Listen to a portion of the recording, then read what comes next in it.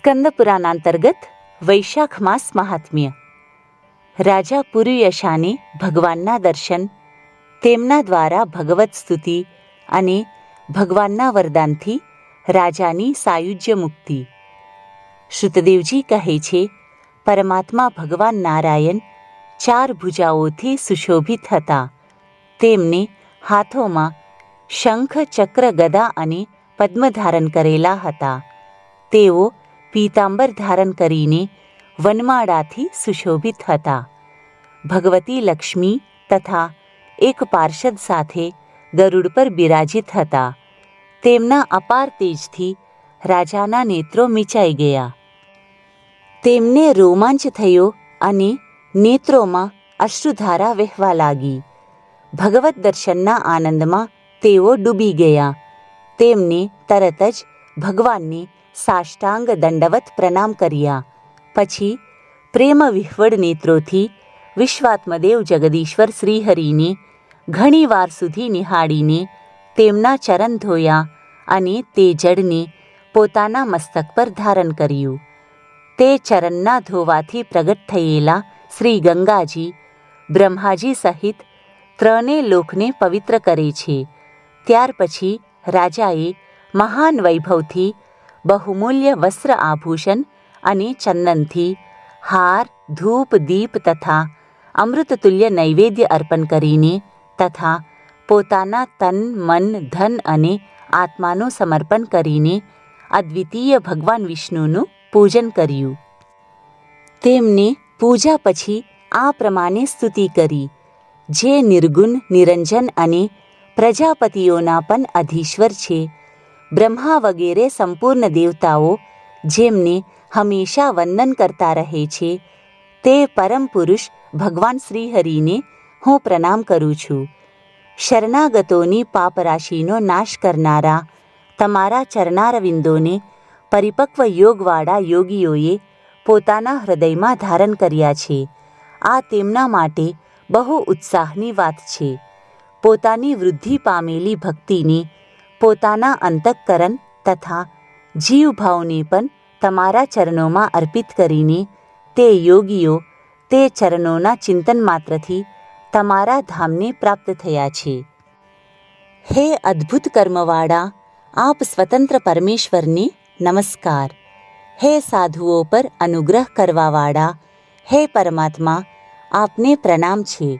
હે પ્રભો, તમારી માયાથી મોહિત થઈને હું સ્ત્રી અને ધનરૂપી વિષયોમાં જ ભટકું છું. અનર્થ જ મારી અર્ધદૃષ્ટિ થઈ ગઈ હતી. હે પ્રભો, હે વિશ્વમૂર્તે, જ્યારે જીવ પર આપની અનંત શક્તિ પરમાત્માની કૃપા થાય છે, ત્યારે તેને મહાપુરુષોનો સંગ પ્રાપ્ત થાય છે, જેથી આ સંસાર સમુદ્ર ગાયનો ખરી જેવો થઈ જાય છે. હે ઈશ્વર, જ્યારે સત્સંગ મળે છે ત્યારે જ આપનામાં મન અને બુદ્ધિનો અનુરાગ થાય છે. મારું સંપૂર્ણ રાજ્ય જે છીનવાઈ ગયું હતું, તેમાં પણ આપનો મારા પર અત્યંત અનુગ્રહ જ હતો, એવું હું માનું છું. હું ના તો રાજ્ય ઈચ્છું છું, ના પુત્ર વગેરેની ઈચ્છા રાખું છું અને ના ધનની પણ અભિલાષા રાખું છું, પરંતુ મુનિઓ દ્વારા ધ્યાન કરવા યોગ્ય જે આપના આરાધનીય ચરણારવિંદ છે, તેમનું જ નિત્ય સેવન કરવા ઈચ્છું છું.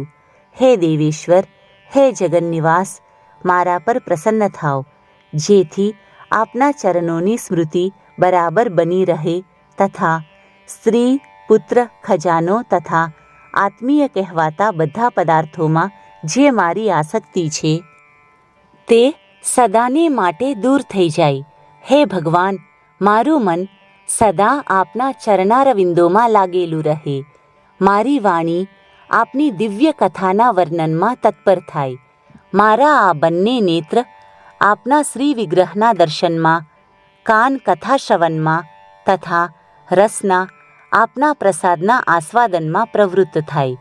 હે પ્રભો, મારી નાસિકા આપના ચરણ કમળોની તથા આપના ભક્તજનોના ગંધ વિલેપન વગેરેની સુગંધ લેવામાં, બંને હાથ આપના મંદિરમાં ઝાડુ વાળવા વગેરેની સેવામાં, બંને પગ આપના તીર્થ વગેરે કથા સ્થાનોની યાત્રા કરવામાં તથા માથું નિરંતર આપને પ્રણામ કરવામાં સંલગ્ન રહે. મારી કામના આપની ઉત્તમ કથામાં તથા બુદ્ધિ અહર્નિશ આપનું ચિંતન કરવામાં તત્પર રહે. મારે ઘેર પધારેલા મુનિઓ દ્વારા આપની ઉત્તમ કથા વાર્તાઓનું વર્ણન તથા આપના મહિમાનું ગાન થતું રહે અને એમાં જ મારો સમય પસાર થાય. હે વિષ્ણુ, એક ક્ષણ તથા અડધી પળ માટે પણ એવા પ્રસંગ ઉપસ્થિત ન થાય જે આપની ચર્ચા વિનાનો હોય. હે હરે, હું પરમેષ્ઠી બ્રહ્માનું પદ, પૃથ્વીનું ચક્રવર્તી રાજ્ય અને મોક્ષ પણ નથી ઈચ્છતો. માત્ર આપના ચરણોની નિરંતર સેવા ઈચ્છું છું, જેના માટે લક્ષ્મીજી તથા બ્રહ્મા શંકર વગેરે દેવતાઓ પણ સદા પ્રાર્થના કરતા રહે છે.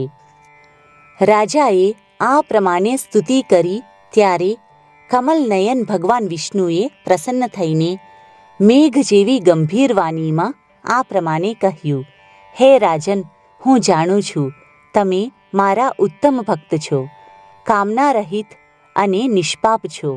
હે નરેશ્વર, મારામાં તમારી દ્રઢ ભક્તિ રહે અને અંતમાં તમે મારું સાયુજ્ય પ્રાપ્ત કરો. તમારા દ્વારા કરેલા આ સ્તોત્રથી આ પૃથ્વી પર જે લોકો સ્તુતિ કરશે તેમના પર સંતુષ્ટ થઈને હું તેમને ભોગ અને મોક્ષ પ્રદાન કરીશ. જે મનુષ્ય આ તિથિએ કોઈ પણ બહાને અથવા સ્વભાવથી જ સ્નાન દાન વગેરે ક્રિયાઓ કરે છે તે મારા અવિનાશી પદને પ્રાપ્ત થાય છે. જે મનુષ્ય પિતૃઓના નિમિત્તે અક્ષય તૃતીયાના દિવસે શ્રાદ્ધ કરે છે તેમનું કરેલું તે શ્રાદ્ધ અક્ષય થાય છે. આ તિથિએ કરેલું અલ્પ પુણ્ય પણ અક્ષય ફળ આપે છે. હે નૃપશ્રેષ્ઠ, જે ગૃહસ્થ બ્રાહ્મણને ગાયનું દાન આપે છે તેના હાથમાં સર્વ સંપત્તિઓની વૃષ્ટિ કરનારા ભોગો અને મુક્તિ પણ આવી જાય છે. જે વૈશાખ માસમાં મારા ધર્મોનું અનુષ્ઠાન કરે છે તેના જન્મ મૃત્યુ જરા ભય અને પાપને હું હરી લઉં છું. હે અનઘ, આ વૈશાખ માસ મારા ચરણ ચિંતનની જેમ જ એવા સહસ્રો પાપોને હરી લે છે જેમના માટે શાસ્ત્રોમાં કોઈ પ્રાયશ્ચિત જોવા નથી મળતું. રાજાને આ વરદાન આપીને દેવાધિદેવ ભગવાન જનાર્દન ત્યાં જ બધાની સામે જ અંતર્ધાન થઈ ગયા. ત્યાર પછી રાજા પુરુયશા સદા ભગવાનમાં મન લગાવીને તેમની જ સેવામાં તત્પર રહીને આ પૃથ્વીનું પાલન કરવા લાગ્યા. દેવ દુર્લભ સમગ્ર મનોરથોનો ઉપભોગ કરીને અંતમાં તેમને ચક્રધારી ભગવાન વિષ્ણુનું સાયુજ્ય પ્રાપ્ત કરી લીધું. જે આ ઉત્તમ આખ્યાન સાંભળે અથવા સંભળાવે છે તે બધા પાપોથી મુક્ત થઈને ભગવાન વિષ્ણુના પરમ પદને પ્રાપ્ત થાય છે.